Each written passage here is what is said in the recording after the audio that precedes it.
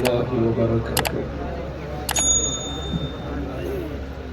الحمد لله والصلاة على نبيه وعلى آله وأصحابه المتأدبين بآدابه، أما بعد، فأعوذ بالله من الشيطان الرجيم. بسم الله الرحمن الرحيم. وكلا وعد الله الحسنى. صدق الله العظيم وصدق رسوله النبي الأمين الكريم، ونحن على ذلك لمن الشاهدين والذاكرين، والحمد لله رب العالمين. اگر مائک میں زیادہ گونج ہو یا کوئی غیر ضروری چیز شامل ہو تو میں گزارش کروں گا کہ وہ چیزیں ختم کر کے آواز بالکل صاف کر دیں، تاکہ بات مجمع کے اندر بھی صاف صاف پہنچ سکے اور باہر بھی. میں مسجد میں تھا تو یہاں کیا بولا جا رہا ہے بالکل سمجھ میں نہیں آ رہا تھا.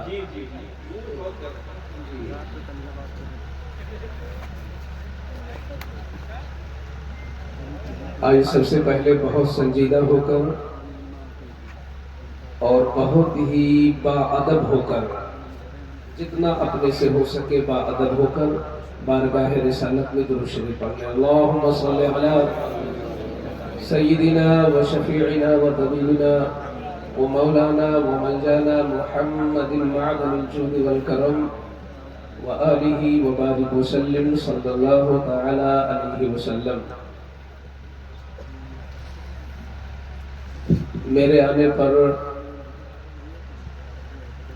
میرے محب ناظم اجلاس حافظ مولانا اظہار صاحب شاہجہاں پوری نے نعرہ بھی لگایا اور لوگوں کو کھڑا کیا. یہ ان کی محبت ہے اور ہمارے عرف میں یہ رائج ہے. مگر میں اپنی طبیعت کی بات بتا دوں کہ میں اسے پسند نہیں کرتا. میری اپنی سوچ حقیقت میں یہ ہوتی ہے کہ مائک پر چاہے کوئی شاعر ہو یا کوئی خطیب ہو، جو ذکر چل رہا ہے اس ذکر کا تسلسل نہ ٹوٹنا چاہیے.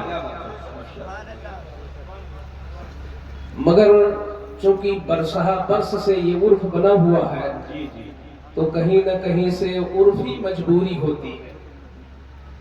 مگر ہمیں خود یہ چاہیے کہ ہم لوگ اسے پسند نہ کریں. کیونکہ ہم ذاکر ہیں اور مائک پر جو ہو رہا ہے وہ ذکر ہے. کیا بات ہے؟ ذاکر کی فضیلت ذکر سے ہوتی ہے، تو ہمیں ذکر کی تعظیم زیادہ کرنی چاہیے ذاکر سے زیادہ. تو چاہے نعت ہو رہی ہو چاہے تقریر ہو رہی ہو، ہمیں اس کا ادب بجا لانا بے حد ضروری ہوتا ہے. دوسری چیز یہ ہے کہ آج جو مجھے عنوان دیا گیا وہ بھی بڑا احسن طریقہ ہے. آج پہلی بار زندگی میں قائد اجلاس حافظ شعیب رضا صاحب کے ایما اور اشارے پر نقیب اجلاس نے فرمایا کہ میری جو تقریر ہونی ہے نثر میں، اہل سنت کے بڑے معروف اور بڑے ماہر شاعر جاوید صدیقی صاحب اسے نظم میں پیش کریں گے. کیا بات ہے! اب یہ بہت کٹھن مرحلہ ہوتا ہے کہ ان کی نظم کو ہم مکمل سمجھ سکیں اور پھر بدیہی طور پر فوراً تتکال ہم اپنا عنوان منتخب کر سکیں. لیکن پھر بھی ہم نے کوشش کی ہے تو یہ نکالا ہے کہ میرا عنوان ہے عقیدہ اہل سنت اور عظمت صحابہ و اہل بیت. ماشاءاللہ، سبحان اللہ. ان کے اشعار سے میں نے جو اخذ کیا ہے وہ یہی کیا ہے کہ عقیدہ اہل سنت، عظمت صحابہ و اہل بیت. عقیدہ اہل سنت تو الحمدللہ یہ ہے کہ ہمیں سب سے زیادہ پسند حمد خدا ہے، اسی لیے ہمارے جلسوں کا آغاز تلاوت کلام سے ہوتا ہے۔ ہمیں سب سے زیادہ پسند حمد خدا ہے، اور حمد خدا کے بعد نعت مصطفیٰ ہے، اور نعت مصطفیٰ کے بعد منقبت ہے۔ اور یہ بھی میں واضح کر دوں کہ اہل سنت کا یہ عقیدہ ہے کہ جس طریقے سے ہمیں خوشی منقبت اہل بیت میں ہوتی ہے، اسی طرح ہمیں خوشی منقبت صحابہ میں بھی ہوتی ہے۔ ہمارے چہروں پر خوشیاں اس وقت بھی ہوتی ہیں جب علی کا ذکر ہو، اور ہم مسرور ہو جاتے ہیں جب کسی محفل میں یار غار کا ذکر ہو۔ یہی ہمارا عقیدہ ہے، اور علماء کی ذمہ داری ہے کہ جب بدعقیدگی کہیں نہ کہیں سے شہد بن کر اور ہمارے بیچ کہیں سے لاشعوری طور پر داخل ہو رہی ہو، تو علماء کی ذمہ داری ہے کہ وہ آئینہ دکھائے کہ یہ جس کو تم شہد سمجھ رہے ہو شہد نہیں، وہ زہر ہے۔ علماء کی ذمہ داری ہے۔ بہت اچھا، ماشاءاللہ۔ آپ کھل کے علی سے محبت کرو، آپ امامین کریمین سے سچی الفت کرو۔ علی سے محبت کرنا، علی کا ذکر کرنا، علی کی سیرت بیان کرنا، علی علی نعرے لگانا، یہ سب محبت علی ہے۔ لیکن عقیدہ اہل سنت یہ نہیں ہے کہ ہم بغض معاویہ کو محبت علی کا نام دے دیں۔ ہم یہ عقیدہ اہل سنت نہیں تسلیم کرتے۔ کسی بھی صحابی پر سب و شتم کرنا یہ محبت علی نہیں ہے، یہ عداوت علی ہے۔ علی کی محبت یہ ہے کہ جس طرح جم کے تم مولا علی کا ذکر کرو، اسی طرح جم کر کے تم ذکر صدیق اکبر بھی کرو۔ عقیدہ اہل سنت۔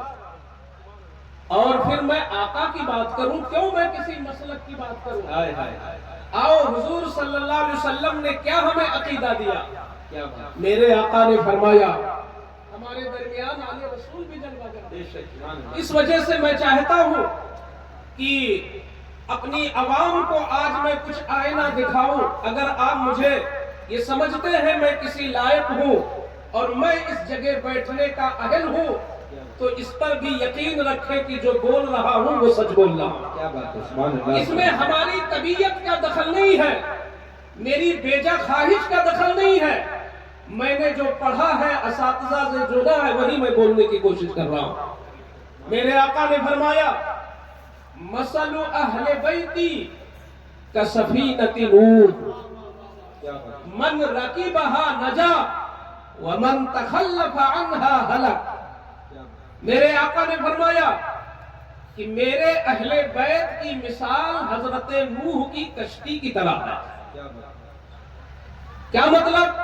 کہ حضور کے گھر والے، حضور کی قرابت والے، مثلا مولا علی، فاطمہ زہرا، حسنین کریمین، یہ جو اہل بیت ہے، آقا فرماتے ہیں ان کو سمجھنا ہو تو حضرت نوح کی کشتی کو سمجھو۔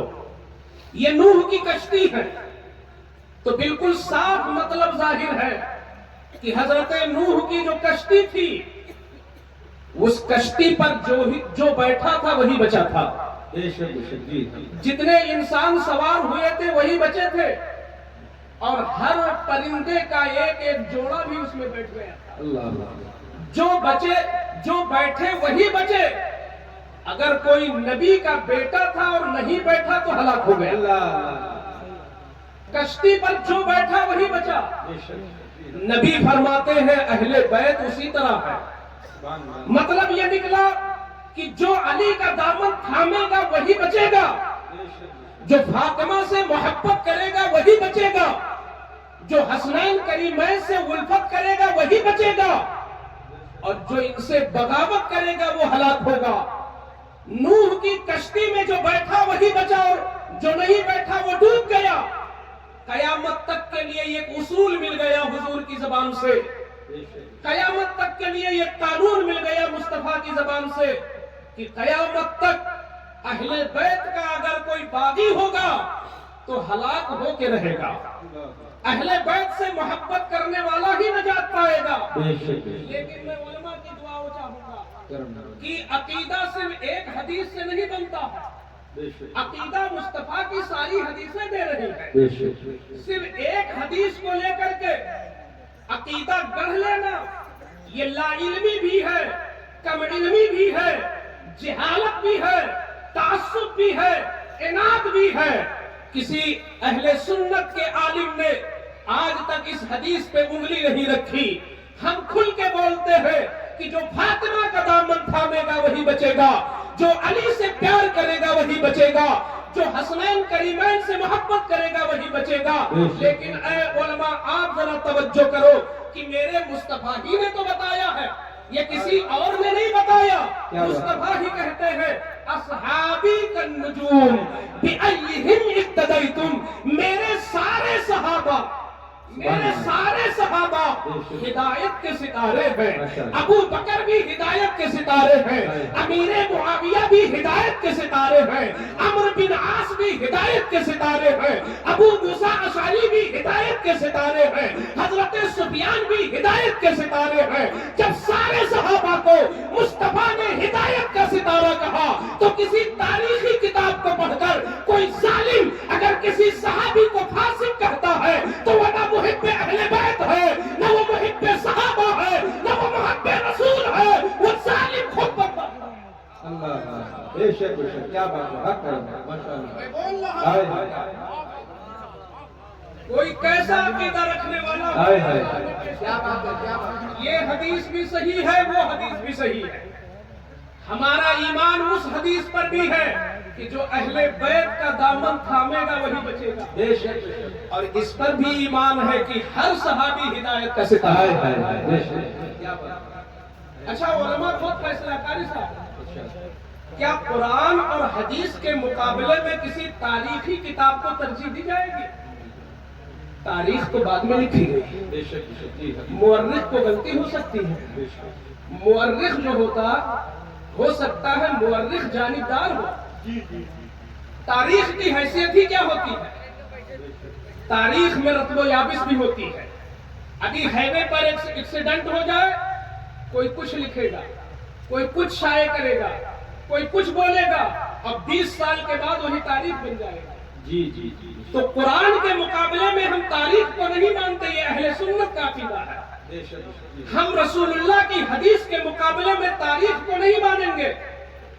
اب کسی کتاب میں توجہ سے سنوں گا، اگر بات مضبوط ہو تو قبول کر لینا، کسی تاریخ کی کتاب میں اگر حضرت امیر معاویہ کے خلاف کچھ لکھا ہو، کسی تاریخ کی کتاب میں حضرت عمرو ابن عاص کے خلاف کچھ لکھا ہو، کسی تاریخ کے خلاف، کسی تاریخی کتاب میں اگر حضرت سفیان کے خلاف کچھ لکھا ہو ایمان لانے کے بعد، کسی کتاب میں ابو موسیٰ اشعری کے خلاف کچھ لکھا ہو کسی تاریخی کتاب میں، تو اب ہم تاریخی کتاب کو کسی اونچی طاق پہ رکھ دیں گے اور مصطفیٰ کی حدیث کو ہم سینے سے لگائیں گے، کیونکہ مؤرخ جو ہوتا ہے وہ دوسروں کا محتاج ہوتا ہے، اور نبی جو بولتے ہیں وہ خدا کی عطا سے بولا کرتے ہیں۔ خدا نبی نے جو کہا وہ سچ کہا۔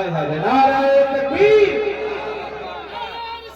ماشاءاللہ، زندہ باد۔ مورخ جو لکھتا ہے وہ اپنے سے بڑے کسی تاریخی کتاب کو دیکھ کر لکھتا ہے، وہ کسی سے حوالے لے کر لکھتا ہے۔ تبری نے کہ ہو سکتا ہے ابن کثیر کو دیکھا ہو، ابن خلدون نے ہو سکتا ہے کسی اور کو دیکھا ہو، مگر مصطفیٰ نے جو بولا وہی بولا جو خدا نے کہا ہے۔ کیا بات ہے، کیا بات ہے، جو خدا نے کہا ہے، وَمَا يَنْطِقُ عَنِ الْهَوَىٰ إِنْ هُوَ إِلَّا وَحْيٌ يُوحَىٰ۔ مصطفیٰ اپنی طبیعت کی بات کرتے ہی کہاں ہے، وہی بولتے ہیں جو خدا کہتا ہے۔ بے شک سبحان اللہ۔ تو گویا حکم خدا سے رسول اللہ نے فرمایا کہ ہر صحابی ہدایت کا ستارہ۔ بے شک سبحان اللہ۔ اگر کسی کا عقیدہ اس کے خلاف ہو تو मैं उसको मुहिब्बे अली नहीं मानता, अल्लाह अल्लाह। मैं नहीं मानता। मेरा तो ये अकीदा है कि चांद पूरब के बजाय पश्चिम से निकल सकता है, मगर फरमाने मुस्तफा गलत हो नहीं सकता। क्या बात है। हम नबी के फरमान को किसी तारीखी किताब से खत्म कर देंगे, हमारा ईमान इतना कमजोर नहीं है। शब्बीर ने करबला में ईमान बचा के दिया है, ये कोई मकड़ी का जाला नहीं है। क्या बात है, क्या बात है। ये मकड़ी का जाला नहीं हमारा ईमान। आपको बताओ कुरान क्या कहता है, वो सुनो, अहले इल्म है। अल्लाह फरमाता है वकुल्लम वअदल्लाहुल हुस्ना। आप तफसीर की कोई भी किताब उठाएं, तफसीर की कोई भी किताब उठाएं, यहां पर हर मुफस्सिर ने यही लिखा है कि फतह मक्का से पहले और फतह मक्का के बाद जो भी ईमान लाया हुजूर पर और हुजूर को देख लिया और ईमान की हालत में दुनिया से चला गया, चाहे वो मक्का फतह होने से पहले हो या मक्का फतह होने के बाद हो, हर सहाबी के लिए अल्लाह ने कहा इनके लिए हुस्ना का वादा है, यानी मैंने जन्नत का वादा कर लिया। तो अल्लाह ने जब हर सहाबी को जन्नती कह दिया, वह कुल का माना तो सानिया में पढ़ने वाला बच्चा भी जानता है। जी। ये मोजिबा कुल्लिया का सूर है, कुल सबको घेर लिया।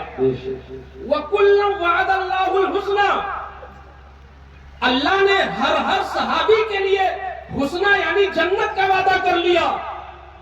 ऐ मौलवी, क्या तेरा इल्म माशअल्लाह अल्लाह से ज्यादा है? अरे हजरत सुफियान के लिए अल्लाह ने जन्नत का वादा किया, अमीर मुआविया के लिए जन्नत का वादा किया, मौला अली के लिए जन्नत का वादा किया, फातिमा ज़हरा के लिए जन्नत का वादा किया। हर सहाबी जन्नती है। आओ जरा कुरान के खिलाफ लाओ कोई तारीखी किताब। क्या बात है, क्या बात है। कुरान कहता है हर सहाबी जन्नती है, और इससे भी ऊंची बात कह दो, 30वें पारे में अल्लाह ने फरमाया रज़ियल्लाहु अन्हुम व रज़ू अन्हु। अल्लाह ताला सारे सहाबा से राजी है और सारे सहाबा अल्लाह से राजी है। क्या रज़ियल्लाहु अन्हुम में, ये अन्हुम में सहाबा सारे सहाबा नहीं है? कौन है जो किसी सहाबी को अन्हुम से निकाल दे? अन्हुम ये सारे सहाबा को शामिल है। और अल्लाह जिस तरह मौला अली से राजी है, सेम उसी तरह अमीर मुआविया से अल्लाह राजी है। अल्लाह सबसे राजी, यही अकीदा अहले सुन्नत है। अकीदा अहले सुन्नत को मेरे इमाम ने तो एक शेर में कह दिया है, अहले सुन्नत का है बेड़ा पार असहाबे रसूल, नाव है और नज्म है इतलत रसूलुल्लाह की। मेरे आका आला हजरत ने जो ये शेर कहा है, वो यकीनन हुजूर की वो हदीस जो सफीने नूह के बारे में है, उसी की तर्जुमानी है इस शेर के अंदर। मेरे आका ने अगर मौला अली को कश्ती कहा तो हर अक्लमंद जानता है कि कश्ती खुद नहीं चलती। क्या बात है। कश्ती कितनी भी अच्छी हो, इजहार भाई, क्या वो किसी दरिया और समंदर में खुद ब खुद चली जाएगी? नहीं। अमेरिका ने बनाया हो, कोई कितना भी बड़ा अच्छा से अच्छा फनकार किसी कश्ती को बना दे, उम्दा से उम्दा कश्ती हो, मगर मल्लाह की जरूरत पड़ेगी। और मल्लाह जितना काबिल होगा, हमारा सफर उतना ही आरामदेह होगा। हुजूर ने मौला अली को कश्ती कह दिया, हुजूर ने हसनैन करीमैन को कश्ती कह दिया, हुजूर ने फातिमा ज़हरा को कश्ती कह दिया। कभी इन उम्मतियों ने सोचा कि इस कश्ती का मल्लाह कौन है? इस कश्ती के मल्लाह कोई और नहीं है, इस कश्ती के मल्लाह सहाबा है। तो अगर कोई कश्ती में बैठ जाए और मल्लाह न हो तो भी कश्ती में बैठने वाला हलाक है, और मल्लाह मौजूद हो कश्ती में न बैठे तो भी बगैर कश्ती के मल्लाह नहीं पार कर पाएगा। पता ये चला कि हमारे इन दोनों हाथों में जरूरी है कि एक हाथ में दामने अहले बैत हो तो दूसरे हाथ में दामने सहाबा हो। बेशक बेशक, सुभान अल्लाह। और एक चीज और हमारे उलमा याद रखें, इसे मसाजिद में जुमा के खुतबों में भी इस चीज को साफ करें अपने कौम से कि सहाबा और अहले बैत ये तारीखी शख्सियत नहीं है, ये कुरानी और हदीसी शख्सियत। बेशक सुभान अल्लाह। इनको समझने के लिए कुरान और हदीस है। इनके मर्तबे को समझने के लिए हम किसी तारीख को नहीं उठाएंगे। कुरान ने इनको समझा दिया है, हदीस ने इनको समझा दिया है।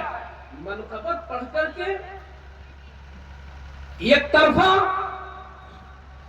मैं आपसे पूछना चाहता हूं कि जब हुजूर ने यह फरमाया कि मैं अपने पीछे दो चीजें छोड़ के जा रहा हूं, जी जी जी, इन्नी तरक्तु फीकुम अस्सक़लैन, ऐ कौम मैं तेरे दरमियान दो बड़ी चीजें छोड़ रहा हूं।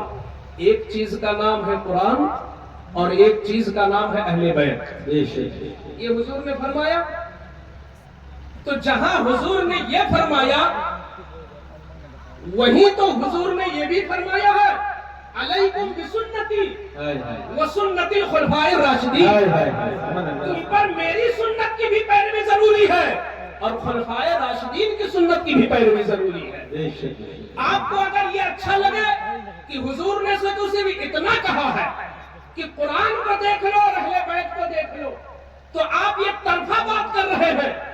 कुरान और अहले बैत को हुजूर ही ने फरमाया और हुजूर ही ने कहा कि मेरी सुन्नत भी जरूरी है और खुलफाए राशिदीन की भी सुन्नत जरूरी है। आज हमारा मुताला कमजोर होता है, आज हमारी सोहबत बुरी होती है, आज हमारा इल्म कमजोर होता है, जिसकी बुनियाद पर इस तरह की बातें हमारे सामने आती है। आपको मैं बता दूं कि हुजूर तक न आप अहले बैत को छोड़ के पहुंच सकते हैं और न सहाबा को छोड़ के पहुंच सकते हैं। आपको दोनों रास्ते को अपनाना पड़ेगा, सहाबा भी हो अहले बैत भी हो। अच्छा, एक बड़ी कीमती बात अर्ज करने जा रहा हूं। ये बताए अल्लाह एक है, कुरान अल्लाह की किताब है, मौत हक है, या कुरान की ये जितनी भी आयतें हैं, जितने भी पारे हैं, ये पारे तवातुर से साबित है ना, तवातुर से। आप कुरान को कुरान क्यों कह रहे हो? इसलिए कि कुरान वो है जो तवातुर से साबित हो, यानी हर दौर में। उधर रख दो बस, मैं समझा रहा हूं, हमारे काबिल और ज़हीन और अहले ज़बान लोग यहाँ तशरीफ फरमा है, ये इसकी वजाहत करते रहेंगे मिंबरों पर। मैं सिर्फ कुछ वसूली बातें करके गुजर जाना चाहता हूँ। मुमकिन है कि किसी के लिए राह हमवार हो जाए। आप ये बताएं, ये कुरान मुतवातिर है और तवातुर का मतलब ये होता है कि हर जमाने में इतने लोगों ने उसको नकल किया हो कि जिनको अक्ल कह ही नहीं सकती कि इतने लोग झूठे हो सकते हैं। कुरान की हर आयत मुतवातिर है। तो मैं पूछना चाहता हूँ, ये तवातुर जो चला है, हमसे पहले हमारे बाप दादा थे, उनसे पहले उनके बाप दादा थे, इस तरह जब आप चलते चले जाएंगे, ये तवातुर की हद कहाँ जाके खत्म होगी? सहाबा और अहले बैत पर। आपको कहना पड़ेगा कि हुजूर के बाद कौन है? ये सहाबा है या अहले बैत है? तो रसूलुल्लाह के जितने मौजिज़े हैं, चाहे वो चांद का फटना हो, चाहे सूरज का दोबारा निकलना हो, ये मौजिज़ा हम तक किससे पहुंचा है? ये सहाबा के जरिए पहुंचा है, ये अहले बैत के जरिए पहुंचा है। कुरान की ये जितनी आयतें हैं, ये सहाबा और अहले बैत के जरिए पहुंची हैं। ये जितनी जंगें हुई हैं, बदर और उहद, खंदक वगैरह, इन जंगों में जितने मौजिज़ात हुजूर के हुए हैं, ये सारे मौजिज़ात सहाबा और अहले बैत के जरिए पहुंचे हैं। अगर तुम सहाबा को जालिम कह देते हो तो तुम्हारा दीन रह नहीं जाएगा, तुम्हारा मजहब मशकूक हो जाएगा, तुम्हारा कुरान मशकूक हो जाएगा, क्योंकि कुरान को नकल करने वाले ही सहाबा हैं।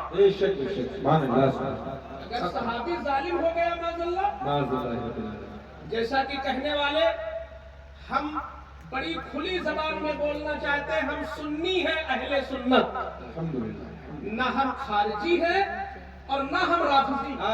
क्या बात है। हम अहले बैत की भी तौहीन नहीं कबूल कर पाएंगे और न किसी सहाबी की तौहीन कबूल कर पाएंगे। राफिजी सहाबी की तौहीन का दरवाजा खोलता है और खारजी अहले बैत की तौहीन का दरवाजा खोलता है। सुन्नी वो होता है जो दोनों की शाया निशान इज्जत करता है, सहाबा की भी इज्जत करता है, अहले बैत की भी इज्जत करता है। आप सुन्नी हैं अल्हम्दुलिल्लाह, हम सुन्नी हैं, हम फख्र के साथ कहे हम सुन्नी हैं। हम नासिबी नहीं है, हम खारिजी नहीं है, हम राफजी नहीं है। राफजी सिद्दीक़ अकबर को जालिम कहता है, माज़अल्लाह। जिसने कुरान को जमा किया, जब वो जालिम होगा तो तुम्हारे कुरान की हैसियत क्या होगी? जिसने कुरान को जमा करवाया, अगर वो खाइन है यानी खयानत करने वाला है तो तुम्हारे कुरान की हैसियत क्या होगी? जिससे इस्लाम नकल होके आया है, तो उन्हीं शख्सियतों को अगर हम मशकूक कर देंगे तो तुम्हारा मजहब मशकूक हो जाएगा। ये कितनी जुल्म की बात है कि सिद्दीक़ अकबर को जालिम कहें और मौला अली क्या कहते हैं वो भी सुन लो।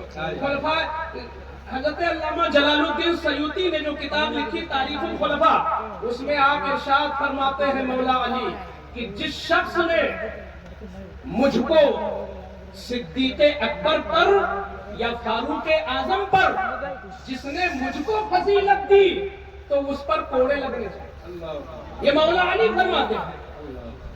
आप फरमाते हैं कि मुझको उन दोनों पर फजीलत जिसने दिया, तो हम तफजीलियों को भी बुरा कहते हैं, इसलिए कि तफजीलियों को बुरा मौला अली ने पहले कहा। क्या बात है? मौला अली ने अपने जमाने में तफजीलियों को बुरा कहा, हम भी तफजीली को बुरा कहेंगे, क्योंकि हम अली से मोहब्बत करते हैं, हम अली की कश्ती पे सवार हैं और तफजीलियों को बुरा कहने वाले मौला अली हैं।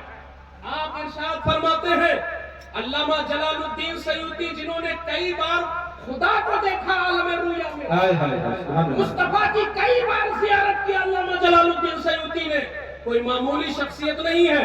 अपनी किताब में नकल करते हैं कि सिद्दीक़ अकबर और फारूक आजम का रुतबा समझना है तो सुनो लोगों, कल कयामत के दिन सबसे पहले मुस्तफा की कब्र पाक खुलेगी और मुस्तफा अपनी कब्र नूर से जब उठेंगे तो दूसरे नंबर पर सिद्दीक़ अकबर की कब्र खुलेगी और तीसरे नंबर पर फारूक आजम की कब्र खुलेगी। ये तीनों हजरात जब उठेंगे तो मेरे आका सरवर आलम सल्लल्लाहु अलैहि वसल्लम एक हाथ सिद्दीक़ अकबर के कंधे पर और एक हाथ फारूक आजम के कंधे पर इस शान के साथ जाएंगे, दुनिया को बताएंगे ये दुनिया में भी मेरे यार थे और आखिरत में भी मेरे यार हैं। जिंदाबाद नारे तकबीर, नारे रिसालत, जलसे दस्तारबंदी, मसलके आला हज़रत, अकीदे अहले सुन्नत, अज़मते अस्हाबे मुस्तफा, अज़मते अहले बैत। आलिम वो है जो हक बात पेश करे। मुझे इसकी जरूरत नहीं कि आप हमें नोट दे, हमें इसकी जरूरत है कि आप मेरी बातों को कबूल कर लें। अगर हमने इन हस्तियों की अजमत आपके सीने में बिठा दिया तो इसके वास्ते से अल्लाह हमारी बख्शिश फरमा देगा।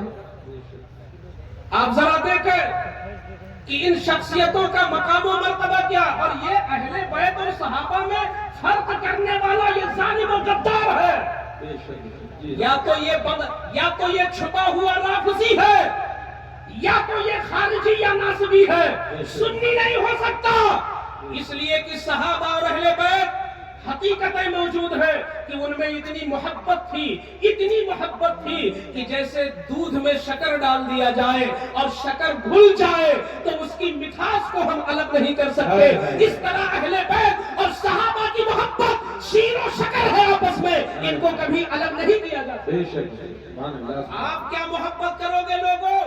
जरा सिद्दीक़ अकबर की मोहब्बत देखो मौला अली से। अल्लाह अल्लाह, जिस मजलिस में बैठे होते सिद्दीक़ अकबर और उसी मजलिस में मौजूद होते मौला अली।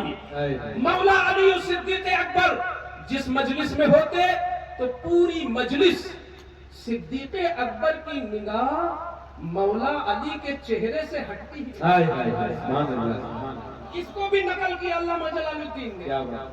اگرچہ اس کو بعض محدثین نے ضعیف کہا مگر فضائل میں ضعیف حدیث بھی معتبر ہے۔ مولا علی کے چہرے کو دیکھتے رہتے صدیق اکبر۔ ایک دن عائشہ صدیقہ نے پوچھ لیا، ابا جان آپ کا رتبہ کوئی چھوٹا تو نہیں ہے، مگر میں دیکھتی ہوں کہ آپ جس مجلس میں ہوتے ہیں پوری مجلس سے مولا علی کو دیکھتے ہیں، وجہ کیا ہے؟ تو ارشاد فرماتے ہیں عائشہ تمہیں نہیں پتا، النظر الی وجہ علی عبادت، علی کا چہرہ دیکھنا عبادت ہے۔ صدیق سنتا بھی رہتا ہے، عبادت بھی کرتا رہتا ہے۔ وہ ان کے چہرے کو عبادت بتا رہے ہیں، اور کہنے والے کہتے ہیں کہ یہ ظالم ہے، انہوں نے خلافت غصب کر لیا۔ یہ سب شیعت ہے، یہ رافضیت ہے، یہ سنیت نہیں ہے۔ اللہ کے رسول نے سنیت پر قائم رہنے کا حکم دیا ہے، فرمایا ما انا علیہ و اصحابی، راستہ وہ صحیح ہے جس پر میں ہوں میرے صحابہ۔ راستہ وہی دیا۔ ارے جن صحابہ کو حضور نے معیار دین بنایا ہو وہ صحابہ کیا ظالم ہو سکتے ہیں؟ اب میں عقیدہ اہل سنت بتاتا ہوں کہ حضور نے کہا جس پر میں ہوں اور میرے صحابہ ہیں وہی سنیت ہے، وہی حق ہے، وہی ایمان ہے۔ تو آؤ میں بتانا چاہتا ہوں، ہر صحابی کا عقیدہ تھا کہ حضور علم غیب رکھتے ہیں، ہر صحابی کا عقیدہ تھا کہ حضور حاضر و ناظر ہے، ہر صحابی کا عقیدہ تھا کہ حضور قبر میں جانے کے بعد بھی زندہ ہے، ہر صحابی کا عقیدہ تھا کہ حضور کو موت کے بعد بھی یا رسول اللہ کہا جائے گا۔ تو جو صحابہ کا عقیدہ تھا وہی اہل سنت کا عقیدہ ہے، اور جو اہل سنت کا عقیدہ تھا اسی عقیدے کو بریلی کے امام اعلیٰ حضرت نے واضح کیا ہے۔ اس لیے ہم مسلک اعلیٰ حضرت والے ہیں۔ چلتے چلتے میں بتا دوں مسلک اعلیٰ حضرت آپ ذرا دیکھیں، صدیق اکبر کا مسلک اور ٹھیک اعلیٰ حضرت کا مسلک بالکل ایک ہو رہا ہے۔ صدیق اکبر نے اپنے آخری وقت میں کہا، جب آپ کے وصال کا وقت آیا توجہ چاہوں گا، صدیق اکبر نے، ہم بولتے تو رہتے ہیں کہ اعلیٰ حضرت کا مسلک صدیق اکبر کا مسلک ہے، مگر اس کی وضاحت بھی تو ہونی چاہیے۔ ذرا مسلک کیسے ہے صدیق اکبر کا؟ صدیق اکبر جب دنیا سے جانے لگے تو اپنی موت سے پہلے وصیت کرتے ہیں، اے لوگوں جب ابو بکر ختم ہو جائے، ابو بکر کا جب وصال ہو جائے تو جنازہ تیار کر لینا، اور جنازہ تیار کرنے کے بعد قبر رسول صلی اللہ علیہ وسلم کے پاس جا کے رکھ دینا۔ کیا بات؟ حضور کی قبر کے پاس جا کے رکھ دینا۔ صدیق اکبر کا مسلک دیکھو، حضور کی قبر کے پاس رکھ دینا۔ اگر حضور کی طرف سے دروازہ خود کھل جائے، اگر خود دروازہ کھل جائے تو ابو بکر کو حضور کے بغل میں رکھ دینا۔ اللہ، یہ اپنی حیات میں کہہ رہے ہیں، حضور کے 2 سال کے بعد کہہ رہے ہیں، حضور کے 2 سال کے بعد۔ ارے قبر کے اندر سے دروازہ کون کھولے گا؟ جو زندہ ہوگا وہی تو کھولے گا۔ یہ صدیق اکبر اپنا عقیدہ دے رہے ہیں کہ میرا جنازہ رکھ دینا، اگر حضور کی اجازت ہوگی تو دروازہ حضور کھول دیں گے، اجازت نہیں ہوگی تو دروازہ نہیں کھولیں گے۔ دروازہ کھلا بھی اور صدیق اکبر کو رکھا بھی گیا، مگر جب صدیق اکبر نے یہ بات کہی تھی تو کسی صحابی نے انکار نہیں کیا کہ ابو بکر تم کیا کہہ رہے ہو، حضور تو قبر میں لیٹ گئے ہیں، دروازہ کون کھولے گا؟ کسی صحابی نے انکار نہیں کیا، بلکہ ہر صحابی نے اس وصیت پر عمل کیا اور اس وصیت کو قبول کیا۔ گویا سارے صحابہ کا عقیدہ تھا کہ حضور وصال کے بعد اپنی قبر میں زندہ ہے، اور اسی عقیدے کو اہل سنت کے امام نے بڑے فخر سے کہا، تو زندہ ہے واللہ، تو زندہ ہے واللہ، میرے چشم عالم سے جھک جانے والے۔ نعرہ تکبیر، نعرہ رسالت، رضائے مصطفیٰ کانفرنس، جلسہ دستار بندی، مسلک اعلیٰ حضرت علامہ مفتی شیر محمد صاحب قبلہ۔ ماشاءاللہ ماشاءاللہ۔ تو اہل سنت کا عقیدہ معتدل ہے، اہدنا الصراط المستقیم والے ہیں، صراط مستقیم۔ ہم افراط کے بھی قائل نہیں ہیں، تفریط کے بھی قائل نہیں۔ ہم یہ نہیں مانتے ہیں کہ جب امیر معاویہ کو گالی دیں گے معاذ اللہ تب علی خوش ہوں گے۔ ارے علی کا کوڑا سب سے پہلے اس پہ چلے گا جس نے امیر معاویہ کو غلط کہا ہو، جس سے علی نے صلح کر لیا تو ہوتا کون ہے؟ کیا بات ہے، کیا بات ہے۔ اور جس کے بارے میں معافی کا اعلان قرآن میں آ گیا تو ہوتا کون ہے؟ کیا بات ہے جس سے اللہ راضی ہے تو ہوتا کون ہے؟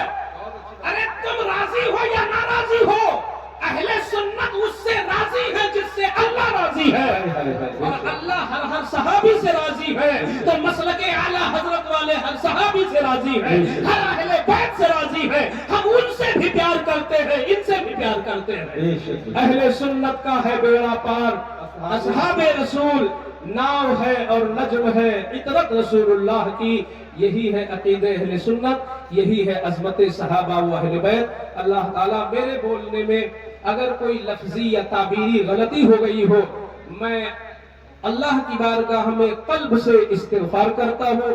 لا الہ الا اللہ محمد رسول اللہ صلی اللہ علیہ وسلم وما علینا الا البلاغ۔ السلام علیکم ورحمۃ اللہ وبرکاتہ۔